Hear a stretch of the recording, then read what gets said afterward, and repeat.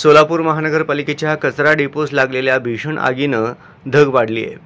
तुळजापूर रस्त्यावरील धगीनं बुधवार पेठ भोगाव पालिकेच्या कचरा डेपो शुक्रवारी रात्री आग लागली। हा परिसर 54 एकराचा असून यातील 20 एकरवर ही आग पसरली असल्याचे दिसून आले। जवळपास 100 गाड्या पाण्याची फवारणी पालिकेच्या अग्निशामक पथकानं रात्रीपासून केली असली तरी आग आटोक्यात आलेली नाही।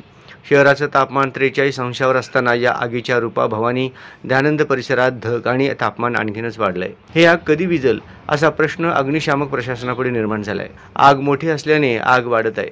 शनिवारी दुपारी पुन्हा भडका उडाला। यात स्मार्ट सिटीचे कामासाठी आणलेले काही पाईपही जळून खाक झाले। या आगीचे धुराचे लोट शहराच्या विविध भागातून दिसत आहेत।